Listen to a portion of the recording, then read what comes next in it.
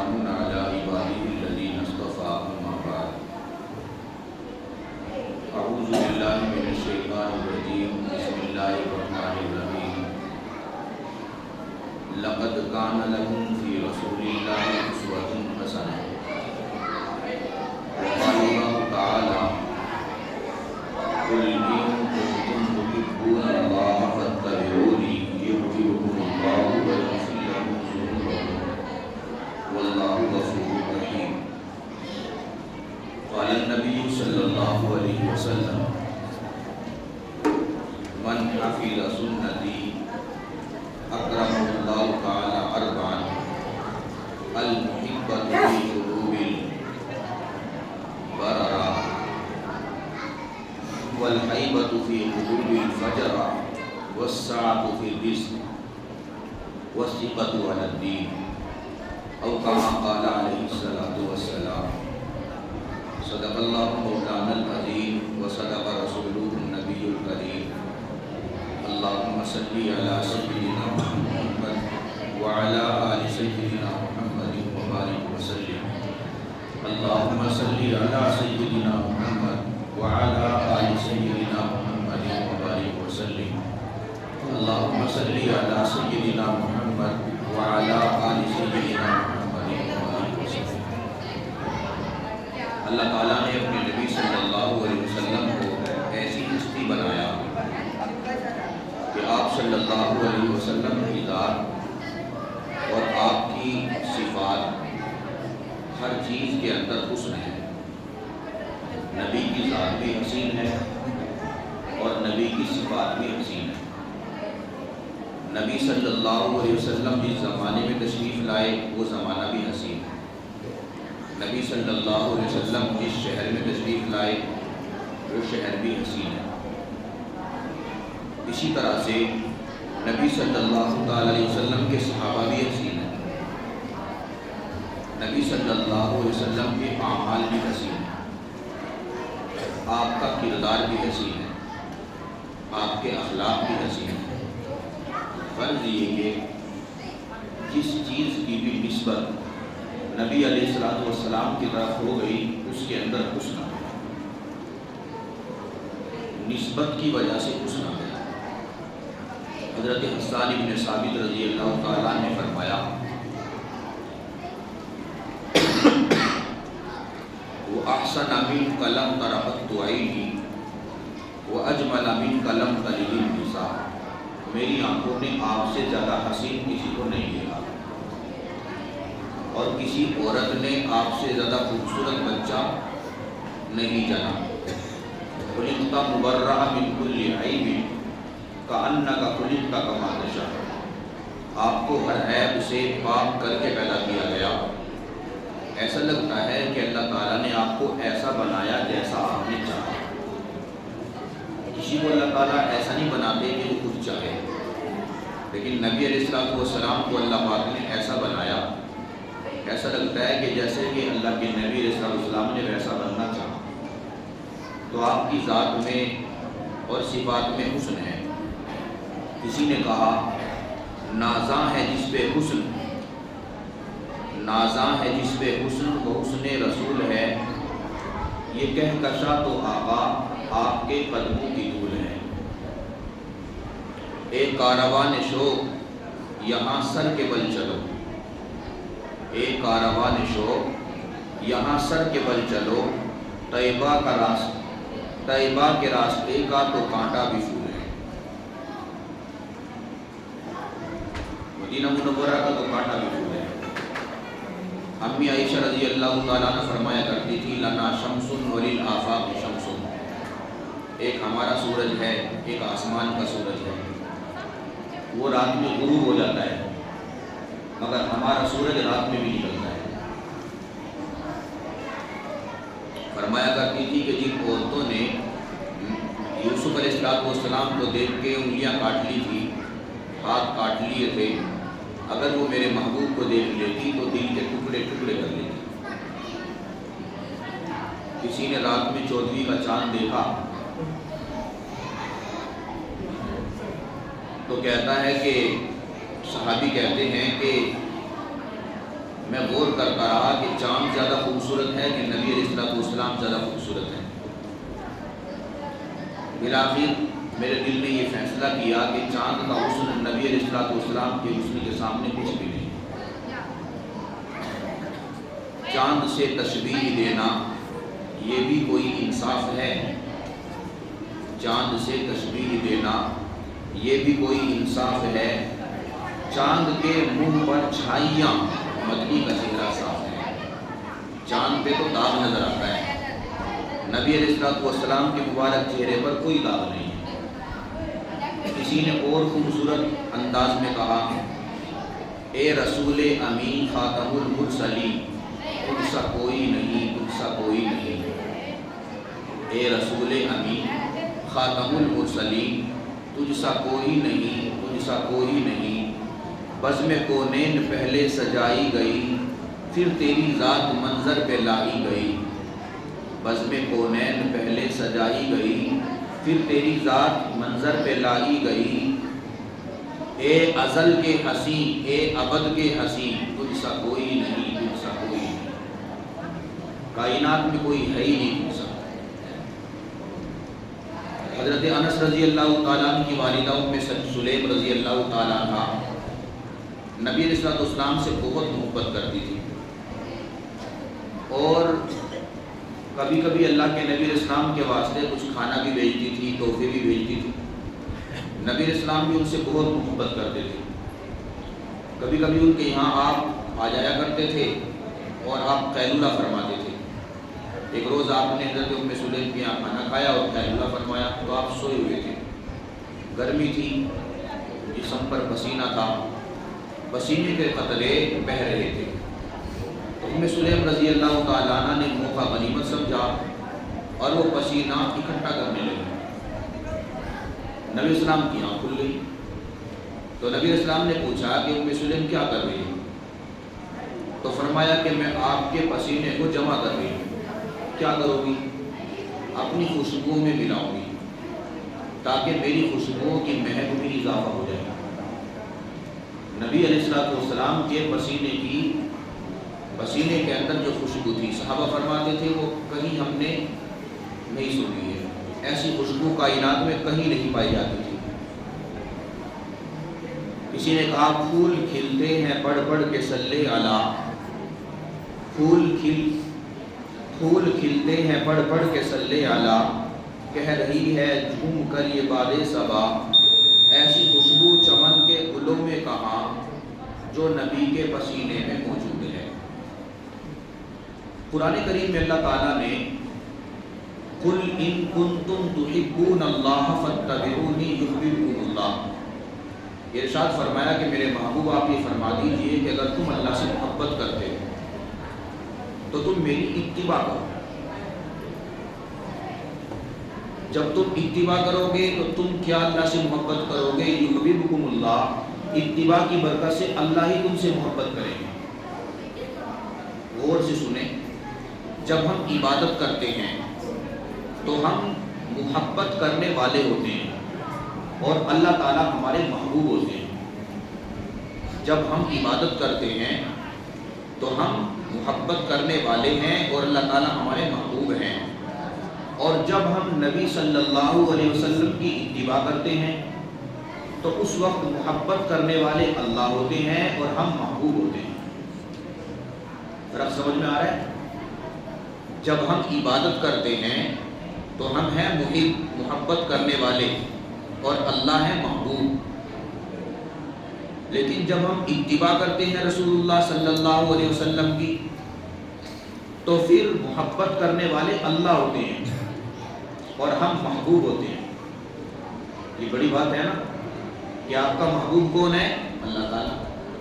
آپ سے محبت کون کرتا ہے؟ اللہ تعالیٰ۔ کیوں کرتا ہے؟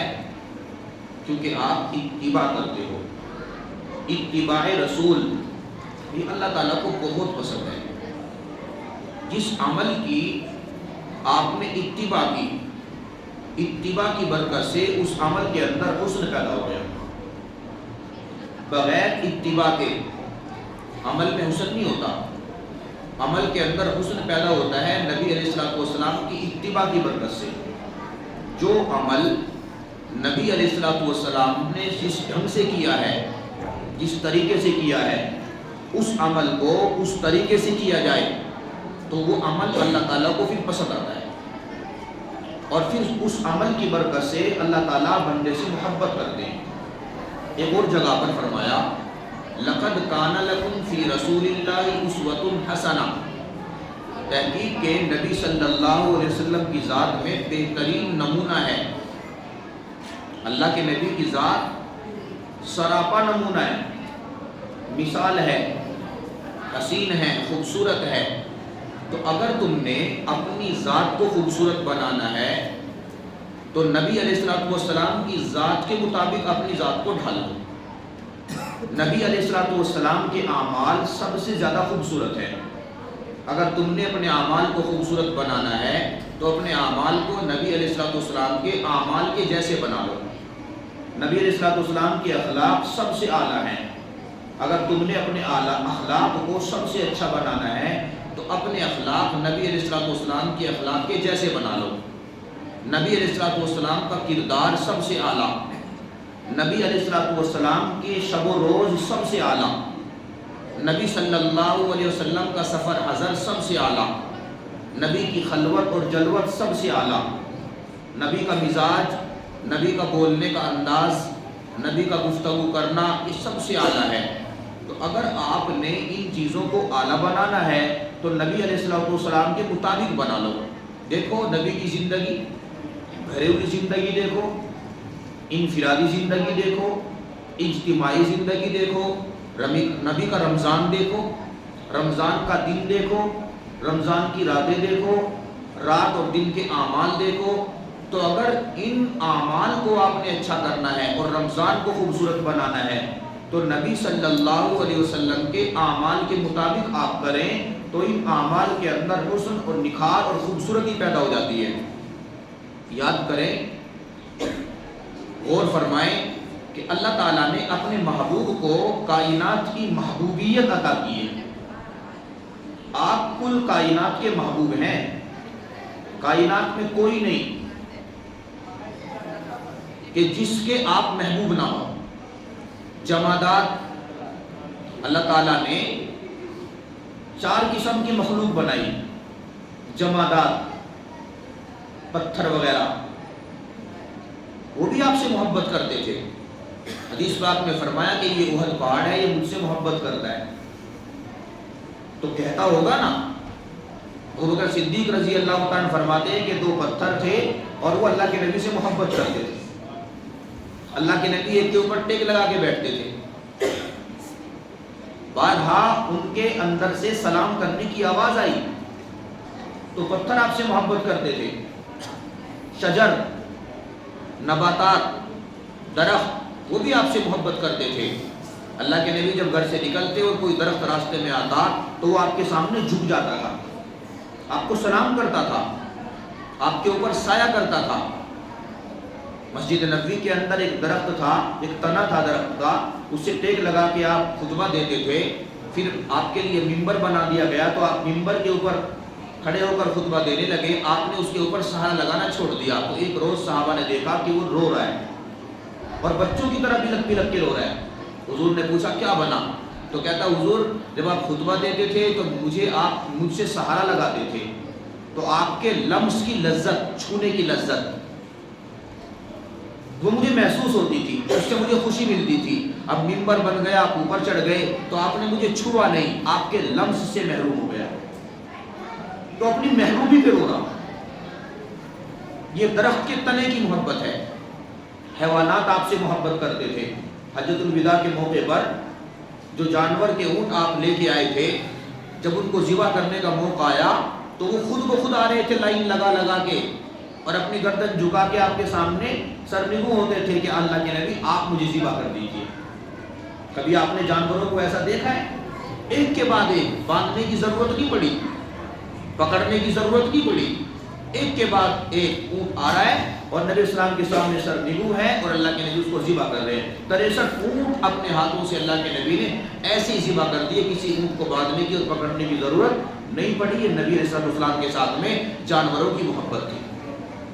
کوئی معاملہ بنتا کسی جانور کے ساتھ میں تو وہ اللہ کے نبی کے پاس میں آ کے شکایت کرتے تھے. یہ کئی واقعے پیش آئے ہیں. ایک بار تو ایک صحابی اللہ کے نبی کے پاس میں آ گئے اور وہ اپنے اونٹ کی شکایت کرنے لگے کہ حضور میں اپنے اونٹ کا بہت خیال رکھتا ہوں, پیٹ بھر کے کھلاتا اور پلاتا ہوں, اس کو بھوکا نہیں رکھتا اور اس کی طاقت سے زیادہ بوجھ اس کے اوپر نہیں ڈالتا, لیکن اللہ کے نبی پچھلے کچھ دنوں سے دیکھتا ہوں کہ جب میں گھر میں اسے لا کے باندھتا ہوں اور میں آرام کرنے کے لیے بستر پہ لیٹتا ہوں تو مجھے سونے نہیں دیتا. عجیب غمناک آواز نکالتا ہے, ایسا لگتا ہے جیسے رو رہا ہے. بیچ بیچ میں میری آنکھیں کھل جاتی ہیں, میری نیند میں خلل پڑتا ہے, آرام میں خلل پڑتا ہے. دن بھر جنگل میں کام کرتا ہوں, محنت اٹھاتا ہوں, رات میں آ کے آرام کرتا ہوں تو وہ سونے نہیں دیتا. آپ میرے اونٹ سے پوچھیں کیا میں اس کا حق ادا نہیں کر رہا ہوں؟ کیا میں اس کو کھلاتا اور پلاتا نہیں ہوں؟ نبی اسلام نے فرمایا ٹھیک ہے اونٹ کو لاؤ. اونٹ کو لایا گیا. یہ سچا واقعہ ہے. نبی اسلام نے اونٹ سے پوچھا کہ بتائیں آپ کا مالک شکایت کر رہا ہے, آپ اس کے آرام میں خلل کیوں ڈالتے ہو؟ کیوں اس کو سونے نہیں دیتے؟ کیا وہ تمہارے کھانے پینے کا دھیان نہیں رکھتا؟ کیا وہ تمہاری طاقت سے زیادہ تمہارے اوپر بوجھ ڈالتا ہے؟ تو اونٹ نے ادب کے ساتھ سر جھکا کے کہا کہ اللہ کے نبی میرا مالک بالکل صحیح کہتا ہے, یہ مجھے کھانا پینا بھی دیتا ہے, بھوکا نہیں رکھتا, اور یہ میرے اوپر میری طاقت سے زیادہ بوجھ بھی نہیں ڈالتا, یہ مجھے زیادہ تکلیف بھی نہیں دیتا. جب یہ خیال رکھتا ہے, کھانا پینا دیتا ہے, تو تم اس کو سونے کیوں نہیں دیتے؟ تو اونٹ کہتا ہے کہ اللہ کے نبی صلی اللہ علیہ وسلم اصل میں بات یہ ہے کہ میرا مالک دن بھر کا تھکا ہوا ہوتا ہے, شام کو جلدی جب گھر آتا ہے تو مغرب کے بعد میں یہ کھانا کھا کے بستر پہ لیٹ جاتا ہے اور اسے آنکھ لگ جاتی ہے, یہ سو جاتا ہے. چونکہ عشاء کی نماز اس نے پڑھی نہیں ہوتی, یہ بغیر عشاء کی نماز کے سو جاتا ہے, تو مجھے ڈر ہوتا ہے کہیں سوتے سوتے اس کی عشاء کی نماز قضا نہ ہو جائے. تو بار بار میں آواز نکالتا ہوں اور میں روتا ہوں اور میں اسے پکارتا ہوں, یہ میری آواز کو سمجھتا نہیں. میں کہتا ہوں اے میرے مالک تو اپنے مالک کا حق چھوڑ کے سو گیا ہے, اے میرے مالک تو اٹھ جا, تیرے مالک کا دن کا آخری حق عشاء کی نماز کی شکل میں تیرے اوپر ابھی باقی ہے, اس کو تو ادا کر لے. اگر تو نماز قضا کر کے سو گیا تو پھر قیامت کے دن پوچھ تاچھ تجھ سے بھی ہوگی اور مجھ سے بھی ہوگی کہ تیرا مالک سو گیا تھا, اگر وہ نہیں اٹھا تھا, اگر وہ نہیں جاگا تھا تو اے اونٹ تو جاگتا تھا, تو اس کو جگا دیتا. تو قیامت کے دن کی جواب دہی مجھے سونے نہیں دیتی, قیامت کے دن کی جواب دہی مجھے وہ آواز نکالنے پر مجبور کرتی ہے. یہ اونٹ کی تڑپ ہے اور یہ اونٹ کی فکر ہے, اور یہ نبی علیہ الصلوۃ والسلام کے سامنے باادب اونٹ کی جواب دہی ہے. الغرض جانور بھی نبی علیہ الصلوۃ والسلام سے محبت کرتے تھے, اور انسانوں نے تو اس قدر اللہ کے نبی سے محبت کی ہے کہ اس کی تو کوئی مثال پیش نہیں کر سکتا. درجہ بدرجہ اوپر سے ایک نمبر کے صحابی ہیں حضرت ابو بکر صدیق رضی اللہ تعالیٰ. وہاں سے اگر چلے تو لمبی داستان ہے محبوبیت کی, لمبی داستان ہے نبی علیہ الصلوۃ والسلام سے محبت کرنے کی. کوئی مثال پیش نہیں کر سکتا کہ کوئی انسان کسی انسان سے اس قدر محبت کر سکتا ہے. ابو بکر صدیق رضی اللہ تعالیٰ عنہ نے تو محبت کے سارے ریکارڈ توڑ دیے, سارے ریکارڈ توڑ دیے. ایک موقع پر فرمایا تھا ابو بکر صدیق رضی اللہ تعالیٰ عنہ نے کہ مجھے اللہ کی اس دنیا کے اندر 3 چیز پسند ہے. ایک میری نظر ہو اور نبی علیہ الصلوۃ والسلام کا چہرہ ہو, بس میں آپ کو دیکھتا رہوں. ایک تو میری یہ خواہش ہے. دوسری خواہش میری یہ ہے کہ میرا مال ہو اور نبی علیہ الصلوۃ والسلام کے اوپر خرچ ہو. تیسری خواہش میری یہ ہے کہ میری بیٹی نبی السلام کے نکاح ہو. تو تینوں چیزوں کا اور تینوں خواہشوں کا مرکز کیا ہے؟ نبی علیہ السلام کی ذات. نبی علیہ السلام کی ذات. اس قدر اللہ کے نبی سے محبت کی ہے, ٹوٹ کے محبت کی ہے. ہجرت کی رات جب اللہ کے نبی نے دروازہ کھٹکھٹایا تو ابو بکر نے فوراً دروازہ کھول دیا. ایک لمحہ نہیں لگا, ایسا لگتا تھا جیسے کان لگا کے دروازے پہ کھڑے ہیں. حضور نے پوچھا کہ ابو بکر انتظار ہی کر رہے تھے؟ فرمایا اللہ کے نبی پچھلی 3 راتوں سے جب سے مجھے اندازہ ہوا کہ آپ کو ہجرت کا حکم ملنے والا ہے، اللہ نے میرے دل میں یہ ڈال دیا تھا کہ نبی ہجرت فرمائیں گے اور یار سفر کے رفیق سفر اللہ تعالیٰ مجھے بنائیں گے۔ تو میں نے سونا چھوڑ دیا تھا، میں راتوں کو بستر پہ نہیں سوتا تھا، میں دروازے کے اوپر ٹیک لگا کے انتظار کرتا تھا کہ آپ آئیں اور میں اس وقت میں سوتا نہ رہ جاؤں۔ آپ دروازہ کھٹکھٹائیں اور جتنی دیر مجھے اٹھنے میں لگے اور دروازے تک جانے میں لگے اتنی دیر میرے محبوب آپ کو انتظار کی مشقت نہ اٹھانی پڑے۔ تو میں آرام نہیں کرتا تھا، میں تو انتظار کرتا تھا۔ ایسے دروازہ کھٹکھٹایا، ویسے دروازہ کھل گیا۔ یہ محبت کے بغیر ہو سکتا ہے کہ ہجرت فرمائی اور غارے سور کے اندر پہنچے، جب اس پہاڑ کے اوپر چڑھنے لگے، جبل سور کے اوپر، بہت اونچا پہاڑ ہے، بندہ اگر خود چڑھنا چاہے تو 3 گھنٹے لگ جاتے ہیں۔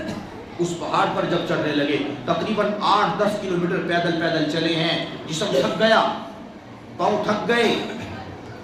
جب اوپر چڑھنے لگے تو ابوبکر صدیق رضی اللہ تعالیٰ نے نبی اسلام کو فرمایا کہ اللہ کے محبوب آپ تھک گئے ہوں گے، میں تو تھکا نہیں، آپ میری پیٹھ پر سوار ہو جائیں۔ یار نے یار کو پیٹھ پر سوار کیا اور جبل سور کے اوپر چڑھ رہے ہیں۔ سفر تو دونوں نے کیا ہے نا پیدل، لیکن ابو بکر کی محبت کہ کہتے ہیں کہ حضور آپ تھک گئے ہوں گے، آپ میری پیٹھ پہ سوار ہو جائیں۔ پیٹھ کے اوپر سوار کر کے نبی علیہ السلام کو پہاڑ کے اوپر چڑھے اور جب اوپر پہنچ گئے تو فرمایا آپ ٹھہر جائیں، میں اندر جا کے ذرا غار کو صاف کر لوں، کوئی کیڑا مکوڑا نہ ہو۔ عقل یہ کہتی ہے کہ پہلے تم داخل ہو جاؤ، کوئی موذی جانور ہوگا تمہیں ستائے گا، تمہیں تکلیف دے گا، لیکن محبت یہ کہتی ہے کہ تم نہیں، پہلے میں۔ اندر داخل ہو گئے، غار کو صاف کیا اور پھر اللہ کے محبوب کو اندر داخل کیا، اور پھر 3 رات ابوبکر صدیق رضی اللہ تعالیٰ نے غار سور کے اندر نبی علیہ السلام کے ساتھ میں تنہائی میں وقت گزارا ہے۔ تنہائی میں اوپر چڑھے تو پیٹھ کے اوپر اور غار کے اندر آرام کر رہے ہیں، تو 3 راتوں تک نبی علیہ السلام نے آرام فرمایا تو آپ کا سر ابوبکر کی گود میں ہے۔ عطا اللہ شاہ بخاری فرمایا کرتے تھے کہ جب میں تصور کی نگاہ سے دیکھتا ہوں تو مجھے ایسا لگتا ہے جیسے ابو بکر کی گود یہ رحل ہے اور نبی علیہ السلام کا چہرہ یہ قرآن کریم ہے، اور ابو بکر قاری ہے جو بیٹھ کر اللہ کا قرآن پڑھ رہے ہیں، اللہ کا قرآن پڑھ رہے ہیں۔ وہ جو سوراخ تھے ان کو بند کر دیا تھا، ایک سوراخ باقی رہ گیا، اللہ کے نبی آرام فرما رہے ہیں، تو اس سوراخ کے اندر اپنے پاؤں کا انگوٹھا لگا دیا، اندر کوئی موذی جانور تھا اس نے ڈس لیا، تکلیف ہوئی، آنکھوں میں سے آنسو نکلے، نبی اسلام کے چہرے پر پڑے، اللہ کے نبی اسلام اٹھے، فرمایا کیا ہوا؟ فرمایا حضور کسی چیز نے ڈس لیا ہے۔ حضور نے اپنا لعاب اس کے اوپر لگایا، درد بھی ختم ہو گیا، زخم بھی ختم ہو گیا۔ یہ نبی کا لعاب تھا، پورے گھرانے کو خدمت پہ لگا دیا۔ حضرت ابو بکر کی والدہ، حضرت ابو بکر کی اہلیہ کھانا بناتی تھی، بیٹی اسما کھانا پہنچاتی تھی، بیٹا عبد الرحمن مکے کے حالات کو روزانہ آ کر نبی اسلام کو بتاتا تھا، اور غلام فہرا یہ بکریاں چراتا ہوا یہاں لاتا تھا، اور اسی بہانے اللہ کے نبی ابو بکر یہاں پر بکریوں کا دودھ پی لیا کرتے تھے۔ پورا گھرانہ خدمت پہ لگا ہے، بیوی بھی خدمت پہ لگی ہے، بیٹی بھی خدمت پہ لگی ہے، بیٹا بھی خدمت پہ لگا ہے، غلام بھی خدمت پہ لگا ہے، اور خود ابو بکر بھی خدمت پہ ہے۔ یہ محبت ہے۔ اسما رضی اللہ تعالیٰ عنہ کو ایک موقع پر ابو جہل نے پکڑ لیا، کہتا ہے کہ تمہیں پتہ ہے تمہارے ابا کہاں ہیں؟ وہاں تو انعام رکھ دیا گیا مکہ مکرمہ کے اندر، بتاؤ کہاں ہیں؟ تو فرمایا جانتی ہوں لیکن بتاؤں گی نہیں۔ اس بدبخت نے ایک تھپڑ مارا، اس زور سے مارا کہ کان کی بالی بھی ٹوٹ کے زمین کے اوپر گر گئی، اور آپ بھی زمین کے اوپر گری، اور سر آپ کا پتھر میں لگا اور سر زخمی ہو گیا۔ مگر نام نہیں بتایا، اس جسم سے جان نکال سکتے ہو مگر اس زبان سے نبی اسلام کا پتہ نہیں پوچھ سکتے۔ اللہ پاک نے کیا محبت عطا فرمائی تھی۔ تو یہ ابو بکر صدیق رضی اللہ تعالیٰ عنہ کی محبت تھی نبی علیہ السلام کے ساتھ میں۔ عمر فاروق رضی اللہ تعالیٰ عنہ کس قدر محبت کرتے تھے، بے شمار واقعات ہیں. ان کی محبت نے انہیں عمر بنایا ہے، فاروق اعظم بنایا ہے. نبی اسلام جہاں بھی جاتے تھے ابو بکر عمر صاحب، جہاں بھی جاتے تھے ابو بکر عمر صاحب. حضرت عثمان رضی اللہ تعالیٰ عنہ کس قدر محبت کرتے تھے. ایک موقع پر دعوت فرمائی، اللہ کے نبی جا رہے عثمان کے گھر، تو حضرت عثمان قدم گن گن کے جا رہے ہیں. حضور نے پوچھا کہ قدم کیوں گن رہے ہو؟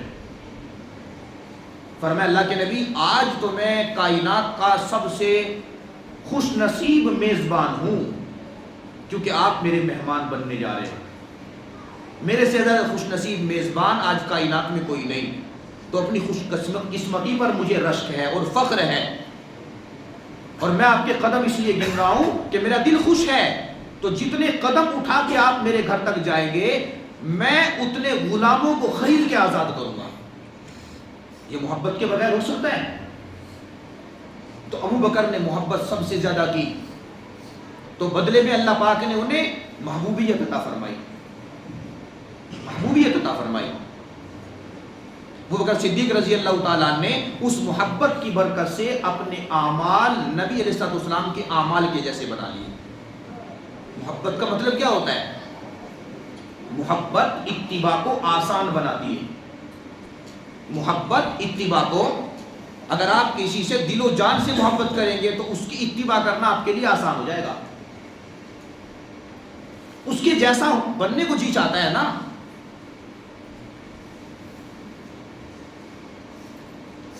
اور قرآن کریم کے اندر یہی تو اللہ نے فرمایا کہ میرے محبوب آپ فرما دیجئے اگر تم اللہ سے محبت کرتے ہو فاتبعونی، تو مجھ سے اللہ کے رسول کی اتباع کرو. یحببکم اللہ، اللہ تم سے محبت کریں گے، اور اس کے بدلے میں ویغفر لکم ذنوبکم، اتباع کی برکت سے اللہ تعالیٰ تمہارے گناہوں کو معاف کر دیں گے. اتباع کی برکت سے اللہ تعالیٰ تمہارے گناہوں کو معاف کر دیں گے. واللہ غفور الرحیم، اللہ تعالیٰ بخشنے والے اور اللہ تعالیٰ رحم کرنے والے ہیں. حدیث پاک میں نبی کریم صلی اللہ علیہ وسلم نے ارشاد فرمایا من حفظ سنتی، جس نے میری سنت کی حفاظت فرمائی، سنت کا پتہ لگایا اس موقع کی سنت کیا ہے، اس موقع پر نبی صلی اللہ علیہ وسلم نے یہ عمل کس طرح کیا ہے، اس کے بارے میں آپ نے علماء سے پوچھا، معلوم کیا، آپ نے کتاب میں پڑھا، اور آپ کے اندر تڑپ بھی ہے اور طلب بھی ہے، آپ اپنے عمل کو ویسا بنانا چاہتے ہیں. تو حدیث پاک میں اللہ کے نبی نے فرمایا کہ اگر آپ نے اپنے عملوں کو سنت کے سانچے میں ڈھال دیا تو اللہ تعالیٰ آپ کو 4 انعام دے گے. اپنے عمل کو سنت کے سانچے میں ڈھال دیا تو اللہ تعالیٰ آپ کو کتنے انعام دیں گے؟ 4 انعام. اور یہ 4 ان میں سے ایک انعام بھی ایسا نہیں جس کو آپ معمولی لیں، بڑے انعام ہیں. پہلا انعام کیا ہے؟ المحبت فی قلوب البررہ، اللہ تعالیٰ آپ کی محبت نیک لوگوں کے دلوں میں ڈال دے گا. جتنے اللہ کے نیک بندے ہوں گے سب آپ سے محبت کریں گے.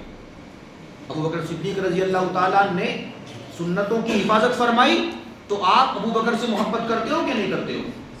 اپنے ماں باپ سے زیادہ کرتے ہو کہ نہیں کرتے ہو؟ اب بولو، اپنی اولاد سے زیادہ کرتے ہو کہ نہیں کرتے ہو؟ جی، اپنے کل صرفے سے زیادہ کرتے ہو کہ نہیں کرتے ہو؟ کیوں کرتے ہو؟ کیونکہ وہ محبت اللہ نے آپ کے دل میں ڈالی ہے. آپ نے ابو بکر کو دیکھا ہے؟ نہیں دیکھا. اکثر تو وہ ہیں جنہوں نے ان کی قبر کو بھی نہیں دیکھا، ان کے شہر کو بھی نہیں دیکھا. 1400 سال پہلے گزرے. کیوں صحابہ اکرام سے محبت کرتے ہو؟ اس لیے کہ انہوں نے اپنے عملوں کو سنتوں کے سانچے میں ڈھالا ہے. تو اس کی برکت سے اللہ پاک نے جو بعد کے ایمان والے ہیں ان کے دلوں میں ان کی محبت ڈال دی ہے. آپ مجبور ہیں، ہم مجبور ہیں، خود محبت کرتے ہیں، اپنی اولاد کو سکھاتے ہیں کہ صحابہ اکرام کی محبت یہ دین کا حصہ ہے. حصول اللہ تعالیٰ کی محبت کو حاصل کرنے کا ذریعہ ہے. فمن احبہم فبحبی احبہم ومن ابغضہم فببغضی ابغضہم، جو ان سے محبت کرے گا وہ اللہ سے محبت کرے گا، اللہ اس سے محبت کرے گا، اور جو صحابہ کرام کے بارے میں بغض رکھے گا اللہ تعالیٰ پھر اس سے بغض رکھے گا۔ ایک صحابی کے بارے میں اگر دل میں بغض ہے، کینہ ہے، نفرت ہے، حقارت ہے، برائی ہے، تو ایمان سلامت نہیں رہتا، اللہ تعالیٰ ایمان کو سلب کر لیتے ہیں، کیونکہ کل سارا ایمان، ساری شریعت، سارا قرآن، ساری حدیث صحابہ نے نبی سے لے کے ہمیں دیا ہے۔ تو ابو بکر کی محبت اور صحابہ کرام کی محبت جو ہمارے دل میں ہے وہ اس وجہ سے ہے کہ انہوں نے اپنی زندگی کو نبی علیہ السلام کی سنتوں کے سانچے میں ڈھالا تھا۔ ان کی خلوت نبی کی خلوت کے جیسی، ان کی جلوت نبی کی جلوت کے جیسی، ان کی خوشی نبی کی خوشی کے جیسی، ان کا غم نبی کے غم کے جیسا، ان کے گھر کے حالات نبی کے گھر کے حالات کے جیسے، ان کا کھانا پینا، ان کا پہننا، ان کا سونا جاگنا، ان کا تجارت کرنا، ان کا ہر عمل نبی کے عمل کے جیسا ہے، تو محبوبیت مل گئی۔ تو پہلا انعام کیا ملتا ہے؟ المحبت فی قلوب البررہ، نیک لوگوں کے دلوں میں اللہ پاک محبت ڈال دیتے ہیں، اور یہ صرف انسانوں کے دلوں میں نہیں ہوتی، یہ فرشتوں کے اندر بھی ہوتی ہے۔ حدیث پاک میں فرمایا گیا کہ اللہ تعالیٰ جبرائیل کو کہتے ہیں میں فلاں سے محبت کرتا ہوں، تم بھی کرو، وہ بھی کرتے ہیں۔ پھر آسمانوں میں اعلان ہوتا ہے، پھر زمینوں میں اعلان ہوتا ہے، پھر اس کے لیے زمینوں کے اندر اور آسمانوں کے اندر قبولیت رکھ دی جاتی ہے، ہر بندہ اسے پسند کرتا ہے، پسند کرنے پر اسے مجبور کیا جاتا ہے اللہ کی طرف سے۔ یہ ہو ہی نہیں سکتا کہ بندہ اپنے عملوں کو اور اپنی زندگی کو نبی اسلام کی سنتوں کے سانچے میں ڈھالے اور بندے اس سے محبت نہ کرے، یہ ہو ہی نہیں سکتا۔ کہ لوگ جوتے سیدھے کرتے ہیں، پھر لوگ کپڑوں کو چومتے ہیں، ہاتھوں کو پکڑ پکڑ کے چومتے ہیں، پیشانیوں پر بوسے دیتے ہیں، یہ سنت کی برکت ہے جو زندگی میں آئی ہے۔ تو پہلا انعام یہ ملتا ہے کہ جب بندہ نبی علیہ السلام کی سنتوں کی حفاظت کرتا ہے تو اللہ تعالیٰ نیک بندوں کے دلوں میں اس کی محبت ڈال دیتے ہیں۔ دوسرا انعام یہ ملتا ہے وَالْحَيْبَةُ فِي قُلُوبِ الْفَجَرَةِ، جو فاسق و فاجر ہیں، گنہگار ہیں، ان کے دلوں میں اللہ تعالیٰ اس کی ہیبت اور اس کا رعب ڈال دیتے ہیں، ڈر۔ حضرت عمر فاروق رضی اللہ تعالیٰ عنہ کا رعب کہاں تک جاتا تھا؟ صحابہ کرام کا رعب کہاں تک جاتا تھا؟ خالد ابن ولید کا رعب کہاں تک تھا؟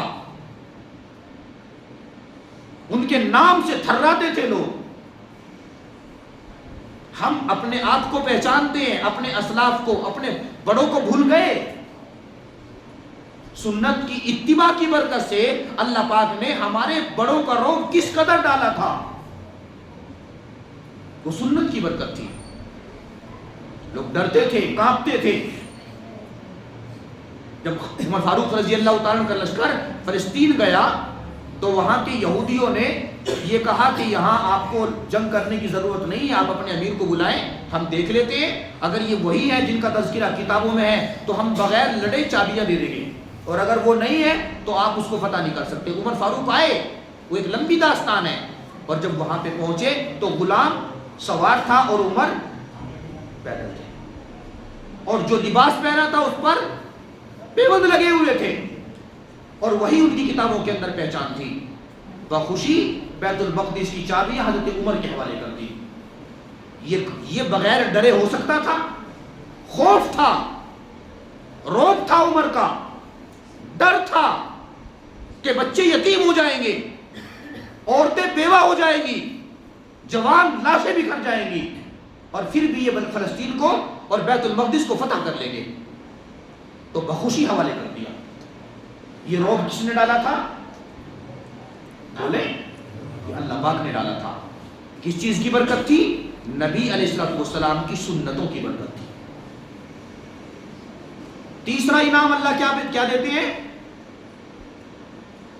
وَالسَّعَةُ عَلَى الرِّزْقِ، اللہ تعالیٰ رزق میں وسعت عطا کرتے ہیں، رزق تنگ نہیں ہوتا۔ سنتوں پر عمل کرنے والے، شریعت اور سنت کے مطابق زندگی گزارنے والے رزق کی تنگی کا رونا نہیں روتے۔ او جی دعا کر دیجئے، گھر میں فاقے ہیں، کوئی تعویذ دے دیجئے، ان کی زبانوں پہ یہ شکوے آتے ہی نہیں. اللہ تعالیٰ فراوانی کے ساتھ میں رزق دیتے ہیں. دوسرے لفظوں میں یہ کہیں کہ اللہ تعالیٰ اپنے نبی کی سنتوں پر عمل کرنے کی برکت سے اپنے بندے کو کسی بندے کا محتاج نہیں چھوڑتے. اپنے در سے اپنے خزانے سے اللہ تعالیٰ اس کی ہر ضرورت کو پورا کر رہے ہوتے ہیں. یہ ہاتھ اٹھاتا ہے اللہ تعالیٰ قبول کرتے ہیں. یہ جھولی پھیلاتا ہے اللہ تعالیٰ جھولی کو بھر دیتے ہیں. یہ جو مانگتا ہے اللہ دیتے ہیں. یہ برکت ہے نبی علیہ السلام کی سنتوں کے سانچے میں اپنی زندگی کو ڈھالنے کی کہ اللہ تعالیٰ رزق میں برکت دیتے ہیں. ہر بندہ تنگی کا شکار, لاکھوں کما رہا ہے اور رو رہا ہے, لاکھوں کما رہا ہے اور رو رہا ہے کہ کماتے تو بہت ہیں لیکن ہاتھ میں کوئی نہیں, پتہ نہیں کہاں جا رہا ہے. بیماریوں کی نظر, بے برکتی کی نظر, بلوں کی نظر, ساری روزی یوں آتی ہے اور یوں چلی جاتی ہے. یہ رزق کی تنگی ہے. نبی کی سنتوں سے منہ موڑا, شریعت سے منہ موڑا تو اللہ پاک نے رزق کو تنگ کر دیا. کمانے کے باوجود ہاتھ میں کچھ نہیں ہے, منافع نظر نہیں آتا. نوجوانوں آؤ اپنی زندگی کو نبی کی زندگی کے سانچے میں ڈھالو. اپنے گھروں کو نبی علیہ السلام کی سنتوں کا گلشن بناؤ. اپنے چھوٹے چھوٹے بچوں کو نبی علیہ السلام کی سنتیں سکھاؤ. یہ کھانے کی سنت, یہ پینے کی سنت, یہ لباس کی سنت, یہ بیت الخلا جانے آنے کی سنت, یہ گھر میں داخل ہونے کی سنت, یہ گھر سے نکلنے کی سنت, یہ نبی علیہ السلام کی بات کرنے کی سنت, یہ بڑوں کا ادب کرنے کی سنت, یہ چھوٹوں پر شفقت کرنے کی سنت, یہ ماں باپ کے ساتھ میں معاملہ کرنے کی سنت, یہ بھائیوں کے ساتھ میں رہن سہن کی سنت. وہ سنتیں ڈھونڈ ڈھونڈ کے, پوچھ پوچھ کے علماء کے پاس بیٹھ بیٹھ کر اپنے بچوں کو, اپنے گھر کی خواتین کو سناؤ. پھر اپنی ان سر کی آنکھوں سے دیکھو اپنے گھروں کے اندر رزق کی برکت ہو. اللہ پاک رزق میں برکت دیتے ہیں, وسعت دیتے ہیں. تو تیسرا انعام اللہ یہ دیتے ہیں کہ اللہ تعالیٰ اس بندے کے رزق کو وسیع بنا دیتے ہیں, رزق کی تنگی کو اللہ دور کر دیتے ہیں. اور چوتھا انعام یہ دیتے ہیں جو ان تینوں سے بڑا ہے. چوتھا انعام تینوں سے بڑا ہے, وہ کیا ہے؟ وَالثِّقَةُ عَلَى الدِّينِ. اللہ تعالیٰ دین پر جمع دیتے ہیں. فتنوں کے دور میں دین پر جمنا کتنا مشکل ہے. حدیث پاک میں فرمایا گیا ایک زمانہ ایسا آئے گا قرب قیامت جو چل رہا ہے کہ دین پر جمنا ایسا مشکل ہوگا جیسا کہ انگاروں پر پاؤں رکھنا. نہیں ہے مشکل, داڑھی نوچی جا رہی ہے, کپڑے پھاڑے جا رہی ہے, ظاہری پہچان کو دیکھ کر ٹارگیٹ کیا جا رہا ہے, جان لی جا رہی ہے, مارا جا رہا ہے, عزتیں اچھالی جا رہی ہے, برقعے کھینچے جا رہے ہیں, برقعے اتارے جا رہے ہیں, بے لباس کیا جا رہا ہے. یہ فتنوں کا دور نہیں ہے, یہ فتنوں کا دور ہے. اس زمانے میں دین پر جمنا یہ انگاروں پر پاؤں رکھنے سے زیادہ مشکل ہے. تو اگر آپ چاہتے ہیں کہ میں دین پر جمع رہوں اور موت تک جمع رہوں اور جو ایمان اللہ پاک نے مجھے دیا ہے اس ایمان کی سلامتی کے ساتھ میں قبر میں چلا جاؤں, میں جاؤں میرا آخری وقت آئے تو میری زبان پر لا الہ الا اللہ محمد رسول اللہ کا نغمہ ہو, تو آپ اپنی زندگی کو نبی کی سنتوں کے سانچے میں ڈھال لیں. اللہ تعالیٰ سنت کی برکت سے آپ کو دین پر استقامت نصیب فرمائیں گے. وَالثِّقَةُ عَلَى الدِّينِ, دین پر جمع دیں گے اللہ پاک. کتنے بڑے اللہ انعام دے رہے ہیں. یہ سنتوں پر مر مٹنے کی برکت ہے اور اس کا بدلہ ہے, اور اس کی برکت سے پھر اللہ تعالیٰ کی محبوبیت ملتی ہے.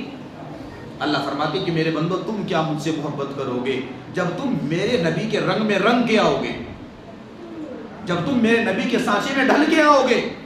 وہ سانچہ بنا دیا اور دنیا میں بھیج کے اللہ پاک نے انہیں اپنے پاس بلا لیا. اور اللہ پاک کا یہ کرم اور یہ اللہ کا فضل کہ ان کی ذات کے بارے میں ان کے متعلق ہر بات کو اللہ پاک نے کتابوں میں محفوظ کر کے ہم تک پہنچا دیا. ہم یہ بھی نہیں کہہ سکتے کہ نبی کے بارے میں یہ بات ہمیں پتہ نہیں ہے. آپ علماء سے پوچھیں, ایک بات نبی کی زندگی کے بارے میں ایسی نہیں ہے کہ یہ کہا جائے کہ پتہ نہیں ہے. کوئی ہستی نہیں ملے گی آپ کو اپنے نبی کے علاوہ کہ 1400 سال پہلے آئے اور تشریف لے گئے اور آپ کی زندگی سے متعلق ہر بات محفوظ ہے، ہر چیز زندہ ہے۔ تو آپ اس سانچے میں اپنے آپ کو ڈھالیں گے۔ اللہ تعالیٰ فرماتے ہیں کہ تم میرے بندو کیا مجھ سے محبت کرو گے؟ جب تم اس سانچے میں ڈھل کے آؤ گے تو ہم ہی تم سے محبت کریں گے، ہم ہی تم سے۔ چنانچہ یہ اہم نہیں کہ ہم اللہ سے محبت کریں، اہم یہ ہے کہ اللہ ہم سے محبت کرے، اہم یہ ہے کہ اللہ ہم سے محبت کرے۔ اللہ پاک سے دعا ہے کہ اللہ تعالیٰ ہم سب کو عمل کی توفیق نصیب فرمائے۔ وما علینا الا البلاغ۔